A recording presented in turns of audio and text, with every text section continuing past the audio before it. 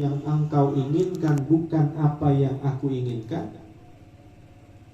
Wa yakunu ma tuhibbu duna ma uhibbu ana, dan yang terjadi adalah sesuatu yang engkau inginkan bukan yang aku inginkan.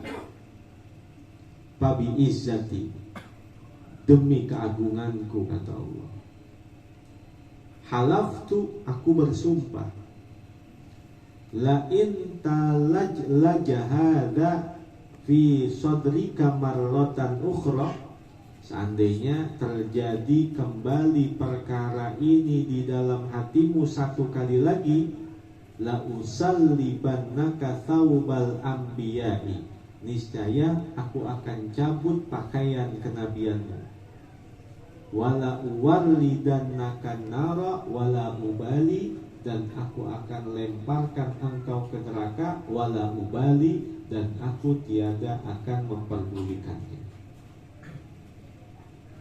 Seorang nabi mengadu kepada Allah tentang kesusahan hidupnya. Kalau bahasa kita, bukannya di alam, malah diomel-omelin. Kalau sekali lagi kau berkeluh kesah, aku akan cabut pakaian kenabianmu dan aku akan lemparkan dirimu ke dalam api neraka, wala ubali, dan aku tidak akan peduli lagi. Bahkan seorang yang bernama Nabi Allah Yahya, putra dari Nabi Allah Zakaria alaihi wassalatu wassalam, hidup di zaman seorang raja yang bernama Herodus, yang dia ingin menikahi anak kandungnya sendiri. Ketika dilarang itu oleh Nabi Allah Yahya, justru Nabi Allah Yahya dibunuh. Ketika dia dikejar-kejar, maka pohon membelah dirinya menawarkan, ya Nabi Allah, udkhul, masuklah ke dalam badanku. Setelah Nabi Yahya masuk ke dalam badan itu, maka pohon langsung menutup badannya kembali. Namun oleh iblis pakaiannya ditarik sedikit, sehingga tentaranya Raja Herodus mengetahui kalau Nabi Yahya itu ada di dalam pohon tersebut. Maka pada akhirnya tentara tersebut menggergaji pohon tersebut, dibelah jadi dua. Yang tidak lain, di dalamnya ada badannya Nabi Allah Yahya alaihissalam. Maka ketika gergaji itu sudah sampai di hidungnya, hampir membelah tubuhnya, Nabi Yahya bilang, aduh, begitu. Nabi Yahya bilang, aduh, satu kali. Ketika dua kali dia bilang aduh, maka Allah subhanahu wa ta'ala berfirman, wahai Yahya, satu kali lagi engkau mengucapkan aduh, aku akan cabut kenabianmu, engkau mati dalam keadaan kafir. Ini yang disebut dengan min babi hasanatil abrar sayyiatul muqarrabin dalam kajian ilmu tafsir. Perkara biasa, namun dilakukan oleh orang-orang yang luar biasa, ini akan menjadi perkara yang luar biasa. Contoh, perkara sepele, tapi perkara sepele itu dilakukan di hadapan orang besar, itu akan menjadi masalah besar. Masalah kecil, seumpama masalah kecil, kentut, itu kan masalah sepele, kentut. Coba kira-kira kalau kita kentut depan seorang menteri, apa jadi kagak bahaya itu? Itu kan perkara sepele. Kita kentut di hadapan pejabat besar, itu akan menjadi masalah besar. Bukan masalah kecilnya, tetapi di hadapan siapa perkara kecil itu dilakukan. Kalau kita berkeluh kesah, kita lagi susah, kita lagi menderita, kita lagi sakit, kan udah biasa itu. Aduh, emang ogohan. Aduh, udah biasa kalau kita mah. Tetapi ketika itu dilakukan oleh seorang nabi, seorang rasul, ini akan menjadi bahaya besar. Bahkan Nabi Allah Yahya gara-gara bilang aduh, kata Allah, satu kali lagi kamu bilang aduh, aku cabut pakaian kenabianmu dan engkau mati dalam keadaan kafir. Akhirnya Nabi Yahya udah diem aja, sampai akhirnya badannya terbelah dua.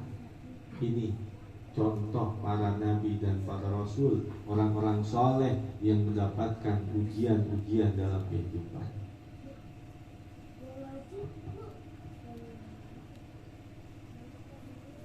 Hadis yang ke-7. Wa kana Wahb bin Munabbih rahimahullahu ta'ala yaqulu, adalah Wahab bin Munabbih rahimahullahu ta'ala, beliau berkata, Sa'ala Banu Israila Isa alaihi salamu an yuhyiya lahum sama bena Nuhin. Bani Israel meminta kepada Nabi Allah Isa untuk menghidupkan di hadapannya seorang yang bernama Sam bin Nuh. Di antara mukjizatnya Nabi Allah Isa adalah bisa menghidupkan orang yang sudah mati. Maka orang-orang Bani Israel meminta kepada Nabi Allah Isa untuk menghidupkan seorang yang bernama Sam bin Nuh. Nabi Nuh itu nama aslinya Abdul Ghaffar. Kenapa dia mendapatkan gelar Nuh? Nuh artinya dari akar kata nahayanu niyahatan, artinya kasratul buka, orang yang banyak menangis di hadapan Allah Subhanahu wa ta'ala. Namanya Abdul Ghaffar. Karena dia banyak nangis, akhirnya orang manggil dia namanya jadi Nuh. Jadi Nuh orang yang banyak nangis. Suatu hari dia melihat ada seekor anjing. Anjingnya gudigan, tanpa unsur kesengajaan. Nabi Nuh itu kemigilan. Apa itu? Kemigilan, merasa jijik karena ngelihat ada seekor anjing yang badannya pada gudigan. Nabi Nuh kemigilan, begitu. Maka tiba-tiba Allah Subhanahu wa ta'ala membuat anjing itu bisa bicara.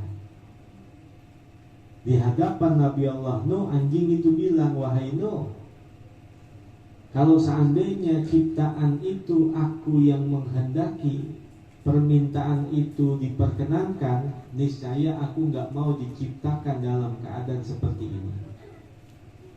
Kalau engkau merasa jijik dengan keadaanku, maka seolah-olah engkau itu merasa jijik dengan siapa yang telah menciptakanku. Habis niat begitu, dikata begitu, Nabi Nuh taubat kepada Allah Subhanahu wa ta'ala. Banyak dia menangis di hadapan Allah. Maka dia dipanggil sejak itu dengan nama Nuh, yaitu kasratul buka, orang yang banyak menangis di hadapan Allah. Maka orang-orang Bani Israel meminta kepada Nabi Allah Isa untuk menghidupkan Sam bin Nuh. Sam bin Nuh, putra daripada Nabi Allah Nuh. Sam bin Nuh bin Lamak bin Matusyaleh bin Idris bin Yarid bin Mihlail bin Kinan bin Anush bin Syid bin Adam alaihi salatu wassalam. Faqala aruni qabrahu fadahabu bihi ilaihi fawaqafa ala qabrihi. Maka Nabi Nuh bilang, tunjukkan kepadaku di mana kuburnya. Maka mereka pergi bersamanya dan beliau akhirnya berdiri di atas kuburnya. Waqala, Nabi Isa berkata, ya Samu kum biidnillahi ta'ala. Wahai Sam, bangunlah dengan izin Allah Ta'ala. Faqoma hayyan. Maka seketika itu pula Sam bin Nuh langsung berdiri dalam keadaan hidup. Wa ida bi ra'sihi wa lihyatihi bayda'a. Wa ida tu idanya disebut dengan fujaiyah, bukan ida syartiyah. Maka tiba-tiba dilihat rambut kepala dan rambut jenggotnya dalam keadaan memutih. Faqala lahu Isa. Maka Nabi Allah Isa bertanya kepadanya,